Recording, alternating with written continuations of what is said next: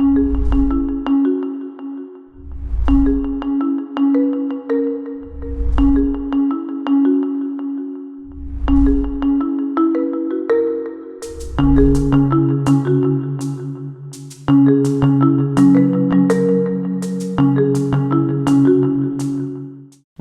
Ալիք մեդիայի հարթակում Ալիքի վրա հաղորդումն է, ես Տիգրան Գրիգորյանն եմ, այսօր իմ հյուրը գրականագետ Հովհաննես Հովակիմյանն է։ Իրականում ձեռքիս մի գիրք է հիմա, որը Վանո Սիրադեղյանի նոր կազմված ժողովածուն է, որը կրում է «Դուռը» անունը։ Ուրախ եմ ձեզ հյուրընկալել որպես այս գիրքը կազմողի եւ միևնույն ժամանակ Վանոյի գրականությամբ զբաղված հետազոտողի, քանի որ ձեր ուսումնասիրությունները նվիրված են եղել Վանոյին եւ համալսարանական հետազոտությունները, առիթ ենք ունեցել բազմիցս զրուցելու այդ մասին։ Դրա համար կուզենայի այսօր մի փոքր ավելի խորությամբ քննարկեինք Վանոյի գրականություն եւ ընդհանրապես նրա արձակը եւ փորձեինք այլ դիտարկյուններ, այլ սպեկտրներ դնել, այլ լույսի ներքո նայել նրա գրական ժառանգությանը։ Առհասարակ 20-րդ դարի վերջին հատվածը եւ 21-րդ դարի առաջին տասնամյակը հագեցած է քաղաքական կոմպրոմիսներով, առհասարակ չափազանց մեծ է քաղաքականության ազդեցությունը գրականության, մշակույթի եւ արվեստի վրա, բայց միևնույն ժամանակ բոլոր բաներից անդին գործ ունենք մարդու հետ, մարդու եւ գրողի եւ մեր խնդիրը պիտի լինի հենց մարդու տեսանկյունից նայել այս գրականությանը։ Ուրախ կլինեմ, եթե ներկայացնեք։ Նախ շնորհակալ եմ հրավերի համար։ Այո, քանի որ սկսեցինք այդտեղից, այսինքն քաղաքականություն, գրականություն այս հենքը վերցրինք, շատ էական է, որ այս ամեն ինչին նաև այս ամեն ինչը դիտարկենք հատկապես 60-ական թվականներից սկսվող այն գրական, փիլիսոփայական, նաև արվեստի եւ մշակույթի կոնտեքստում այն առաջ եկած նոր գաղափարախոսություններից, որոնք որ դրվեցին ամբողջ աշխարհում, որը իր արձագանքը հետագայում նաև գտավ հայ գրականության մեջ։ Եվ ըստ էության 60-ականների մեր գրականությունը, հայ գրականությունը զարթոնքի մի նոր փուլ ապրեց, որը եւ իդեպ միայն գրականությունը չէր, որ զարթոնքը ապրեց, որովհետեւ կինեմատոգրաֆը, գեղանկարչությունը, այս կոնտեքստում փառահեղ արվեստային ինչ-որ շրջան ունեցան 20-30 տարի ձգվող, որը հասավ մինչև 90-ականներ, հետո անկախություն ու անկախությունից հետո չգիտեմ, կարծում եմ, որ օբյեկտիվ կլինեմ, եթե ասեմ, որ ինչ-որ լճացում տեղի ունեցավ այնուամենայնիվ, բայց որտեղից էր գալիս այդ 60-ական թվականների այդ զարթոնքը, որ նոր ոսկե դարին էր նմանվում, գալիս էր ըստ էության շատ խորը դրված կրթական եւ մշակութային հիմքերից եւ հատկապես այդ նորարարական մոտեցումը իդեպ կարծում եմ հիշում եք, որ 60-ական թվականներին 61-ից 78 երևի թե թվականներին մի մեծ գրական բանավեճ ձևավորվեց Հայաստանում, որտեղ որ գյուղագրություն, քաղաքագրություն եւ գարունի սերունդներ պայքարում գյուղագրության դեմ գյուղագիրները հակառակ է, այստեղ ընդգծված դերակատարներ ու մի կողմից Հրանտ Մաթեոսյան, մյուս կողմից Վարդգես Պետրոսյան ու նրանց համակիլները եւ այլն, դրա մասին իդեպ գրքի առաջաբանում հնարավորություն եմ ունեցել գրելու եւ այդ գարունական սերունդը, որը որ եկավ իր հետևից բերելով նոր գաղափարախոսություն, ըստ էության հիմնականում տեսաբանները համարում են, որ դա միայն պոեզիայի հակադրությունն էր նաեւ եւ նոր պոեզիայի առաջ բերել էր համարվում։ Իդեպ սրա վերաբերյալ Ալեքսանդր Թոփչյանի վերջին խոսքը, այո, վերջին բանախոսության ժամանակ նա շատ հստակ ընդգծեց այդ դրդապատճառները եւ թե որտեղից էր գալիս։ Թոփչյանը համարեց, որ դա երկրորդ համաշխարհային պատերազմից հետո առաջ եկած այդ հակաքրոնոսյան շարժման արդյունքներ, որը որ անեցյալ պոետների ժամանակաշրջան։ Այո, եւ երբ որ գրականությունը եւ արվեստը նաև այդ քաղաքական եւ հասարակական ակտիվության հետևից գնալով առաջ բերեց անհատի ազատության եւ անհատի կարեւորությունը, այսինքն կտրվելով, աշխարհակաղակական իրադրություններից եւ ընդվզելով ընդդեմ պատերազմների կամ մարդկային տարբեր ոճրագործությունների։ Միտքը լրացնելով մի դիտարկում անեմ այս կապակցությամբ, հատկապես 60-ականների, քանի որ խոսում ենք 60-ականների մասին եւ այդ զարթոնքի շրջանի մասին, ապա մեծ կտրվածքով երբ որ նայում ենք, ապա 60-ականների շարժման հենց առանցքում ընկած էր Եղեռնի ցեղասպանության 50-ամյակի նվիրված մեծ միջոցառումները, որտեղ առաջին քաղաքական ծիլերը ի հայտ եկան եւ անկախական շարժման առաջին դրսևորումներն Այո, իհարկե։ Եվ այդ սերունդն էր հետաքրքիր նրանով, որ դրանք ոչ միայն գրողներ, արվեստագետներ էին, այսինքն ոչ միայն մտավորականության զգացմունքային մասներ, այլ միացան գիտնականներ, պրոֆեսորներ, Ռաֆայել Իշխանյան, մեծություններ իրականում, որոնք պայմանավորեցին այդ սերնդի բուրըն զարգացումը եւ հետագայում տարան դեպի անկախության շարժմանը։ Միանշանակ համաձայն եմ, որովհետեւ շատ լավ գիտենք նաեւ թե ինչ արձագանք ունեցավ խորհրդային իշխանությունների մոտ այդ 50-ամյակի մեծ չեմ ուզում ասել ակցիա, որովհետև բայց մեծ իմաստով դա հենց ինքը ակցիա էր, այսինքն միշտ կարիք կա դա բովանդակային տեսանկյունից ակցիա չէր, բայց ձևի տեսանկյունից ակցիա էր ու դրա հետևանքով հետագայում երիտասարդությունը, հատկապես երիտասարդությունը, քանի որ ընդվզեց, չէ, այսպես դուրս եկավ փողոցներ եւ մենք հետագայում գիտենք, որ այդ երիտասարդներից շատերը նաեւ պատիվ ունեցան հիմնադիրը դառնալու հանրապետության եւ նրանցից շատերը անգամ մի քանի օր անցկացրին խորհրդային բանտերում եւ այն սերունդներ, որը որ օժտված էր բացառիկ ճաշակով, օժտված էր բացառիկ ունակություններով եւ այդ բացառիկ ունակությունների եւ ճաշակի թելադրման համատեքստում իր կարեւորագույն տեղում ուներ հենց Գարունը եւ գարունական սերնդի այդ պոետական խումբը, եթե դնենք մի կողմ բերենք դեպի Արցախ, քանի որ խոսելու ենք Վանո Սիրադեղյանի ստեղծագործության մասին, ապա այս կոնտեքստում արդեն 60-ականներին բնականաբար իր բարձրության վրա էր արդեն Հրանտ Մաթևոսյանը եւ կամաց նկատվում է արդեն 70-ականների վերջերից, որ Հրանտ Մաթևոսյանը կամաց կարծես փորձում է փնտրել եւ գտնել իր գրական ժառանգներին, սա շատ կարեւոր ու հետաքրքիր երևույթ է եւ չեմ կարծում թե գերագնահատած կլինեմ, եթե ասեմ, որ գրական ժառանգը հանդիսացավ եւ դարձավ հենց Վանո Սիրադեղյանը իր գրականությամբ, որովհետեւ ի վերջո, եթե անգամ նայենք միայն Հրանտ Մաթևոսյանի դիտանկյունից, ապա առնվազն նրա կարծիքը եւ հարցազրույցները, հոդվածները, գրված առաջաբանները Վանո Սիրադեղյանի գրքի փաստում են նրա մասին, որ Հրանտ Մաթևոսյանը գիտակցաբար տանում է իր գրական ժառանգությունը փոխանցելու Վանո Սիրադեղյանին, բայց շատ կարեւոր մի հանգամանք կա, որտեղից էր գալիս այդ գրական ժառանգականությունը։ Եվ սկիզբը շատ հետաքրքիր է, չէ՞, այդ արտահայտությունը ասում է նախանձում եմ, ասում է, չէ, բոլորովին չեմ նախանձում, այլ նախանձում եմ հատկապես այն պատճառով։ Այո, ու այստեղից պետք է հասկանալ, թե որտեղից է գալիս այդ գրական ժառանգությունը, ումից էր ստանձնել Հրանտ Մաթևոսյանը այդ գրական ժառանգությունը, ու ես առաջաբանում էլ գրել եմ, որ եկեք հասկանանք այսպես մեր արձակում, եթե հիմք եւ սկիզբ վերցնենք Խաչատուր Աբովյանին, ով ամենից լավն էր ճանաչում իր երկիրը, ամենից եւ ժողովրդին, ու իդեպ այստեղ մի շատ կարեւոր ընդգծման կբերեմ ի վերջո այս անունները, որ ես հիմա տալիս եմ, ամենավերջում այո, վերջում շղթան կփակենք եւ կտեսնենք իրական ժառանգականության հետեւողական այդ քայլերը ուր են տանում։ Առաջինը եթե Աբովյանն էր, երկրորդը Թումանյանն էր, ով ամենից լավ էր արդեն ճանաչում իր պետությունը, իր ժողովրդին հատկապես եւ այդ ժողովրդի զավակներ։ Հաջորդը, այսինքն Թումանյանի Արցակի մասին ենք այստեղ խոսում եւ ոչ միայն Արցակի, բայց հատկապես։ Եթե հաջորդը ըստ էության Բակունցն էր, ով որ ամենից լավն էր ճանաչում բնությունը, իր հայրենիքի եւ իրամոգական աշխարհի մեջ էլ փորձում արտապատկերել եւ դրա հաջորդ փուլում արդեն Բակունցին հաջորդում է ըստ էության Հրանտ Մաթևոսյանը, որ ամենից լավն էր հասկանում իր ժամանակը, սա շատ կարեւոր երևույթ է, որովհետեւ Հրանտ Մաթևոսյանի տարածումը եւ հաջողությունները ոչ միայն Հայաստանով բնականաբար չսահմանափակվեցին եւ շատ ավելի բարձր մակարդակով եւ արժանի գնահատական ստացան նաեւ իր ժամանակակիցների կողմից, իհարկե եւ դա ցուցիչն է մի բանի, որ Հրանտ Մաթևոսյանը իրապես լավ գիտեր իր ժամանակը եւ ոչ թե ժողովրդի միայն իր ժողովրդի ժամանակը, այլ առհասարակ ժամանակի հանդեպ, իհարկե։ Եվ սա հաջորդողը արդյոք Վանո Սիրադեղյանը չէ, հիմա փորձենք հասկանալ, ընդամենը մի պատմվածք յուրաքանչյուրի պարագայում մեկ պատմվածքը բավական կլինի, որ հասկանալի տանանք, թե այդ ժառանգականությունը որտեղ դրսևորվեց Վանո Սիրադեղյանի գրականության մեջ։ Ձեռքը ետար ցավի վրայից ստեղծագործության մեջ Վանո Սիրադեղյանը ուրեմն շատ մանրակրկիտ նկարագրում է այն հայրենի բնորանը, ճանապարհորդում է, չէ՞, այդ պատմվածքի մեջ, գնում է տարբեր տեղերով է անցնում եւ այլն, ամեն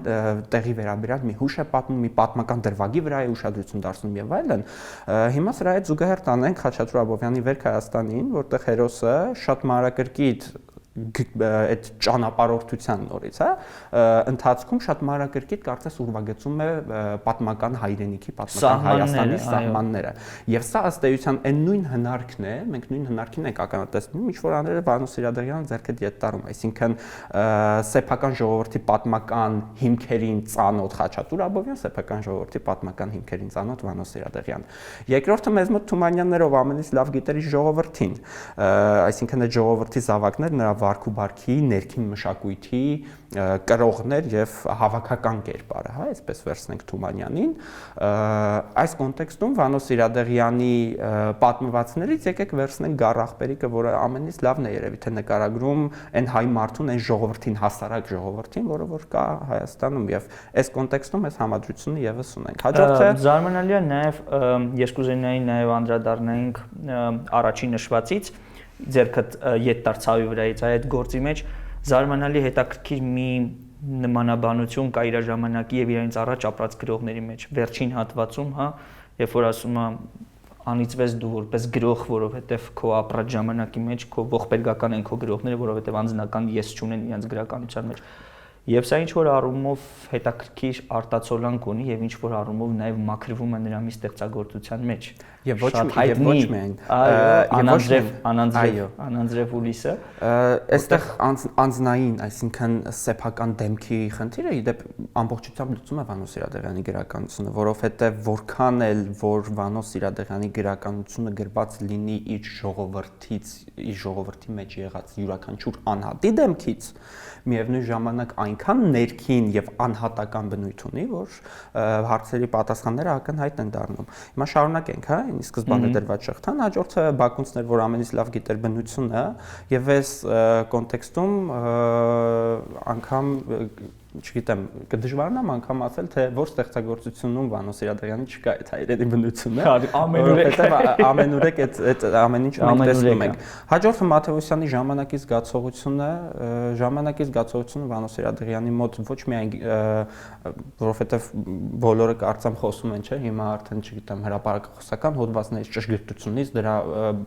չգիտեմ ժամանակի գիտակցությունից եւ այլն, բայց դա եւս արտացոլված է ստեղծագործության մեջ, որովհետև դիցուկ վերցնենք Թերեզի երջանկությունը, որը ամենադիպուկ ժամանակի նկարագրությունն է, որ գյուղից քաղաք տեղափոխված աղջիկը իր չգիտեմ մորը եւ քրոջը նամակներ է գրում ու պատմում է թե ինչքան լավն է Երևանը, հա, կամ բազում պատմվածքներ կան, որտեղ անընդհատ այս ժամանակի զգացողությունը իր ժողովրդի եւ նաեւ աշխարհի, չէ, այնտեղ հղումներ կան անընդհատ նաեւ պատմական դեպքերի իրադարձների, հա, ու այդ ամեն ինչը ընդգծվում է, ինչպես ասենք բան Հրանտ Մաթեոսյանի մենք ենք մեր սայերի վիպակում մենք տեսնում ենք բանը, չէ, այդ համաշխարհային երկրների դե կարևորը մենք ենք Ամերիկան, Ավստրիան, Ամերիկան, այսինքն այս հղումները եւս նման երևույթներ եւս կան Վանո Սիրադեղյանի գրականության մեջ, այսինքն Վանո Սիրադեղյանը այս շղթայի իրական իրավահաջորդն է, ու սա շատ կարևոր է, իրականում ես կուզեմ շատ կարևորել այս ժողովածուի հրատարակումը, որովհետեւ Վանո Սիրադեղյանը իհարկե մենք գիտենք, որ գեղարվեստական ժողովածուներ հրապարակել է 5 անգամ, 5 ժողովածուն ունի, Կիրակի, ծանր լույս, շատ չհամարվի, ձեռքը դիետ դարձավի վրայից եւ ամենավերջում երկիրց պահանջ, որտեղ մի քանի պատմվածքներ են եւ մեկ արձակ պոեմ, հա, այսպես ձևակերպենք, բայց այդ ժողովածուները հրապարակվել էին վաղուց եւ սպառվել էին, հատկապես գեղարվեստական մասին ենք մենք խոսում, որոնք սպառվել են եւ ըստ էության անգամ մասնագետները, գրականագետները դժվարանում էին հասկանալ լավ այդ շղթան ինչու պատրվեց, արդյոք վերջացավ, հա, այս ժողովրդի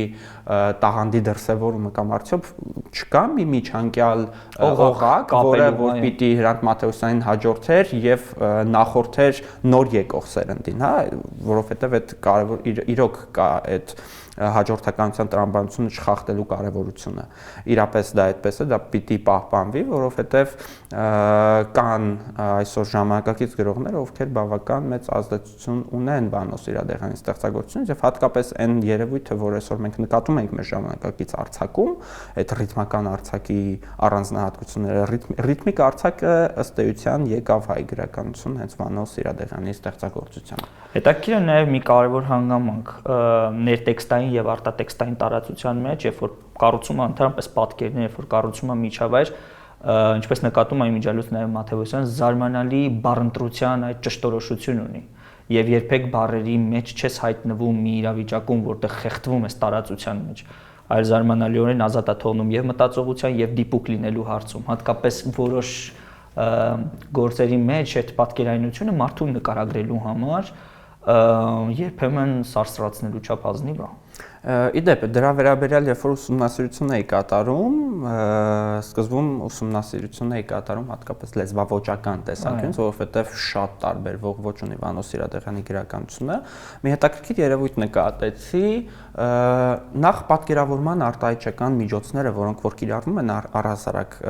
գրականության մեջ, դրանք բազում են եւ ունեն առանձնահատկություններ, արձակում տարբեր միջոցներ ես կիրառում,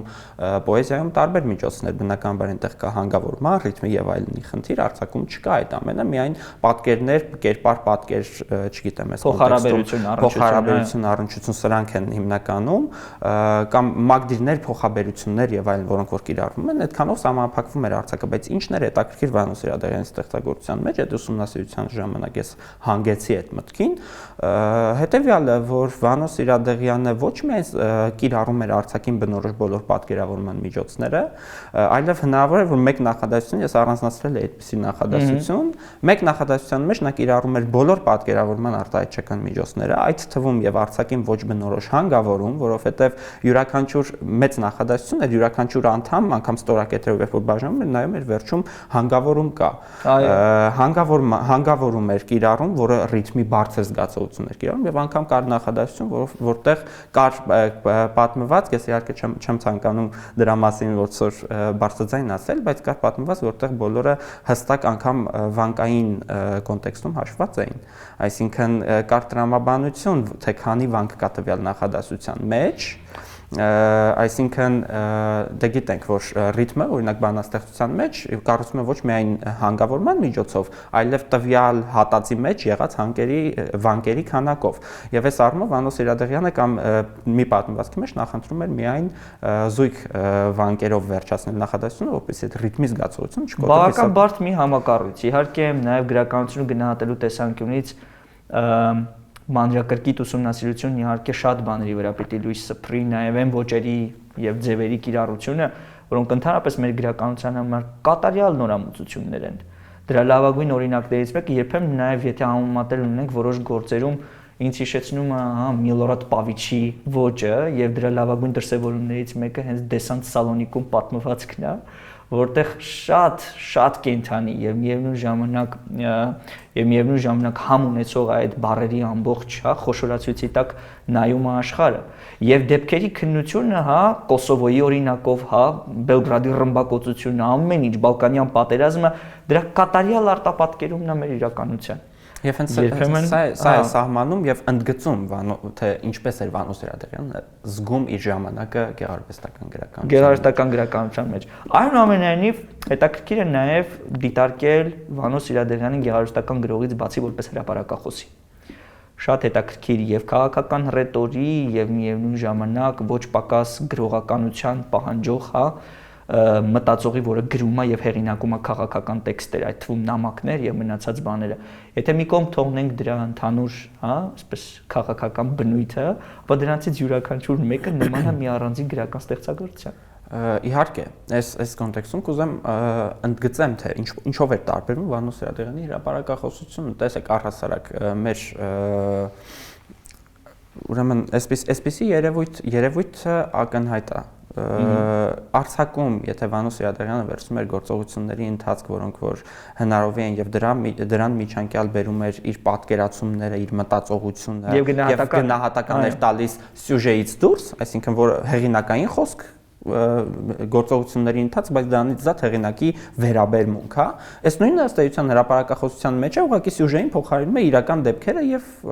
իրական պատկերը, ինչի մասին որ գրում է հրապարակախոսը, այսինքն հրապարակախոսության մեջ եւս կան հեղինակային խոսքեր, որոնք որ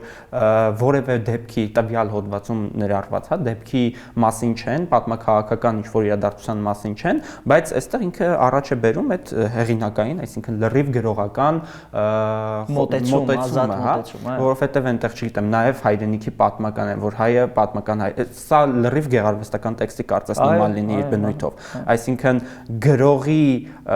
տաղանդը նաև նա դրսևորել է իր բացառիկ տաղանդը դրսևորել է շատ հետաքրքիր է համեմատության մեջ, երբ որ նայում եք լայն կտավի վրա դիտարկելով այդ ժամանակաշրջանը, ընդհանրապես 90-ական թվականների 80-ի վերջ, հա, 90-ականների սկզբի անկախության շրջան, նաև 2000-ական թվականներ, հա,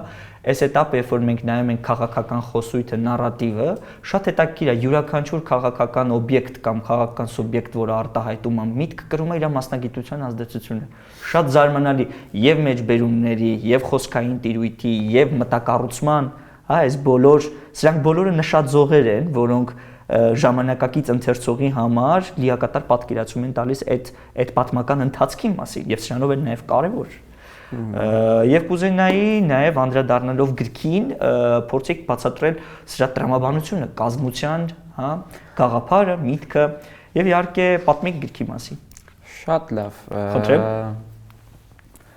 Ուրեմն դուրը ժողովածուն, իրականում տեսեք, դուրը ժողովածուն մենք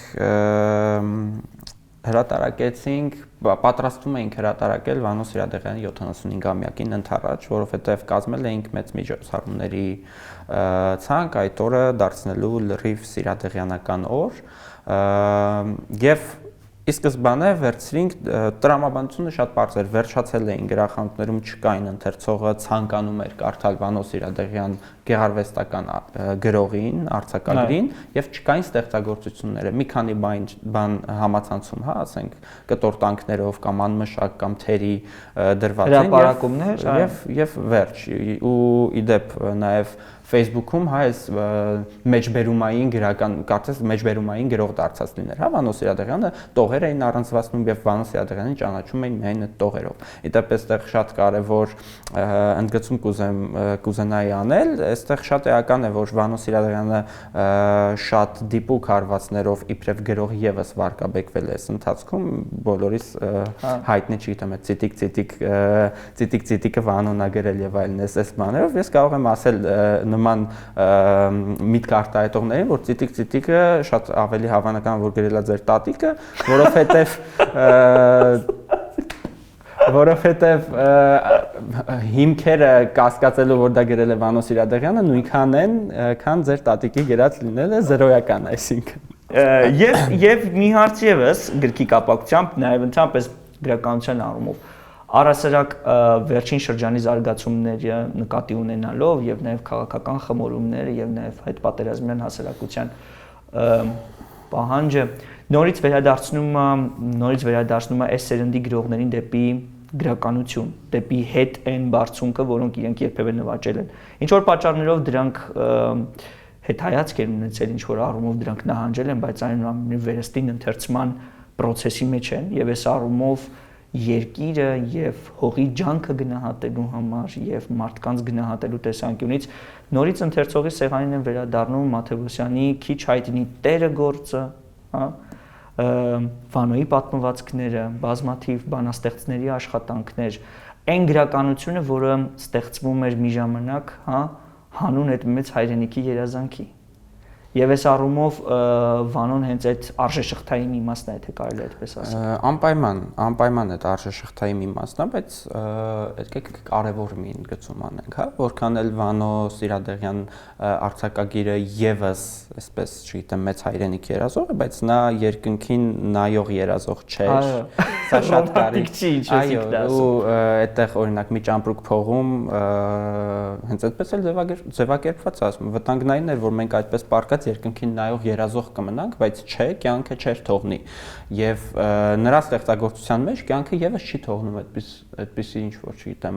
մեծ բաներ երազել, հա, որովհետեւ երազանքը եւ նպատակը այստեղ լրիվ տարբեր են։ Վանո Սիրադեղյանը հստակ ունի նպատակը։ Եվ հետաքրքիր մի բան հանգամանք կա, որ էլի չափազանց գրողական է։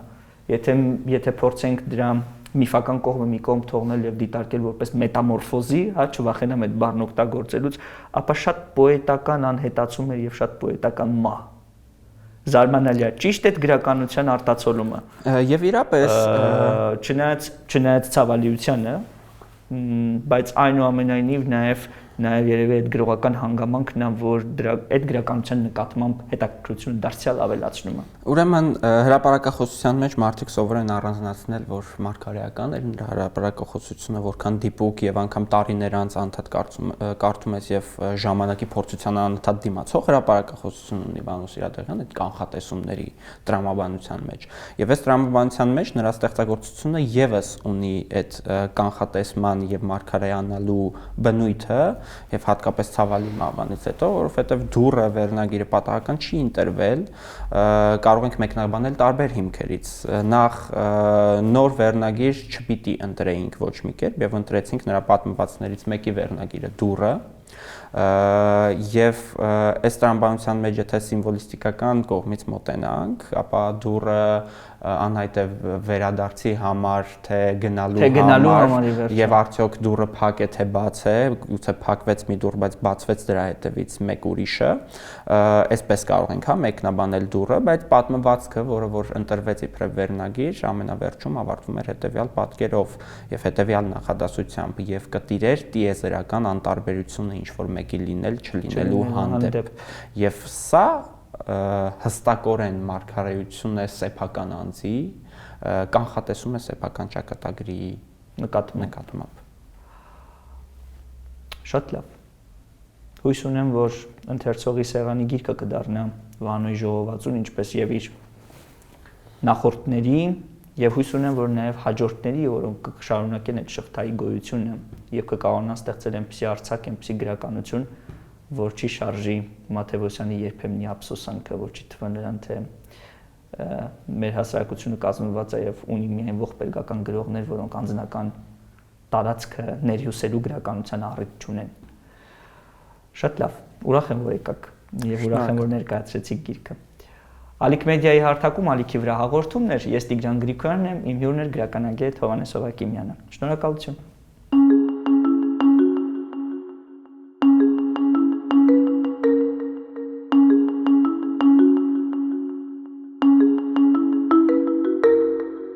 Thank you.